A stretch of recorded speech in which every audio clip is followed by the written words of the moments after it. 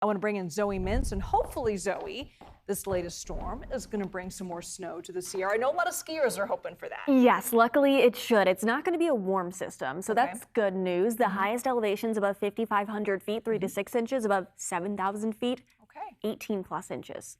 So, hey, that's fantastic news. We'll fantastic, take it. yeah. It's going to create some tricky travel, though, if you're heading out on the mountains, though. So I kind of want to show you what we're looking at right now, because right now, yes, we are looking at widespread rain on the lowest elevations. It's kind of hard to see the snow, but I promise you it is falling on the higher elevations. You can kind of see that in bright blue against the rain. It's only above 5,500 feet, so it's probably seeing that pretty stark cutoff. But throughout the night tonight and into early tomorrow, there is going to be widespread snowfall, upwards of 12 to 18 inches, like I said, on the highest elevations, which is fantastic news. That's going to be above 7,000 feet. Above 6,000 feet, you can still expect a foot of snow. And then above 5,500 feet, anywhere from 3 to 6 inches. The biggest issue, though, is going to be those places that are under the winter storm warning.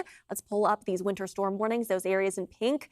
That's going to be 50-plus-mile-an-hour wind gust along with the snow. So it's going to be almost blizzard-like conditions in some areas. Please keep that in mind. A lot of this is over Mammoth Lakes. So if you're planning on heading over there, it's going to be pretty tricky. Over the Bay Area, though, no snow to talk about, just widespread rainfall, and it's likely not even going to be flooding rainfall, just some necessary rain that we've been waiting for the past about 4 to 5 weeks. And there's going to be breaks in it as well, so it's not going to be a rain all night scenario. Right now, some heavy pockets of rain pushing over the Santa Cruz Mountains and over our coastal communities of the North Bay, but overall, really, again, nothing too impressive right now. The rain is going to continue on again, off again throughout the evening hours. If you want to follow along, timestamp bottom right corner of the screen, you'll be seeing our South Bay communities by about 9, 10, 11, relatively dry and quiet, while our North Bay is going to be dealing with some heavier pockets of showers. Then we'll be taking it into the overnight hours, where a lot of us are going to be seeing some isolated showers again, but it is not going to be rain all night scenario. And in fact, waking up early tomorrow morning, it really depends on where you're located,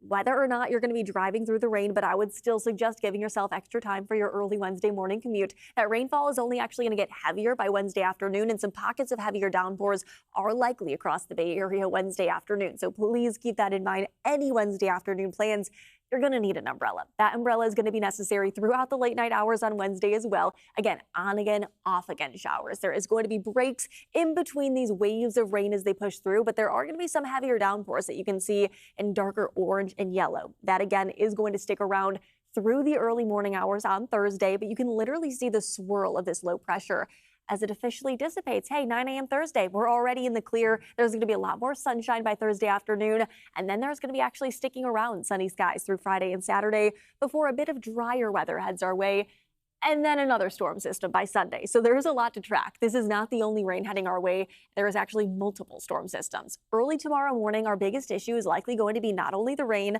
but also some windier conditions. There's no wind advisories in effect for the Bay Area. It's south of the Bay Area, including Monterey Bay and over towards Hollister, that those gusts will be anywhere from 40 to 50 miles an hour.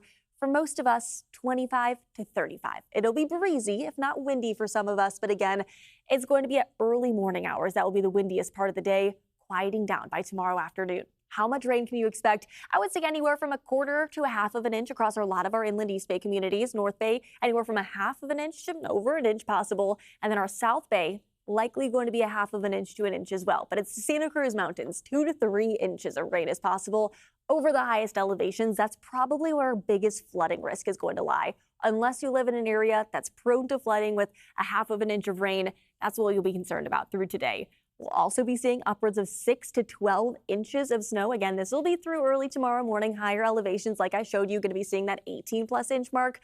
But then look at what happens this weekend, Sunday and Monday. Another storm system rolls through, brings an additional 6 to 12 inches of snow. So that is fantastic news. This is not the only round of snow that we'll be seeing, and it's not the only round of rain either. In fact, let's just look at the next 7 days. Yes, that rain will be likely sticking around through most of the day on Wednesday, quieting down by Thursday and Friday. But then look at what happens by Sunday. We'll be seeing the widespread rainfall returning and sticking around Monday and Tuesday of next week. We likely are going to be seeing that widespread activity. And the fact that we are already tracking this next storm system, and it's relatively far away, it doesn't arrive until Sunday, that means it is likely going to be a pretty impressive system.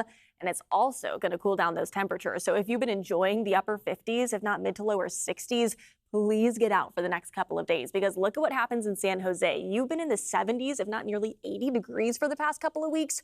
Tuesday of next week, your high temperature might be getting down into the upper 40s, if not low 50s. That's going to be the same thing in Livermore and San Francisco. We are all going to be cooling down back to below average, if not well below average for this time of year. So things will keep a very, very close eye on as we step out over the next couple of hours or a couple of days again, because we'll be seeing this widespread activity that is going to stick around, but not every single day we'll be seeing the rainfall. Tomorrow, we do have a weather alert day in effect, mainly because of the winds early in the morning and the potential for some heavier pockets of downpours that could create some minor flooding in those low-lying areas that are flood prone. By Thursday, just early morning, we'll be seeing a few of those light showers sticking around. And then by the time that we step out late Thursday and into Friday, hey, it's actually going to be nice out there. And like I said, enjoy the mid to lower 60s because they are not going to stick around for long. Yes, we've been dealing with it for the past couple of weeks, but by the time that we step out next week, we'll be back into the mid to lower 50s. So enjoy the 60s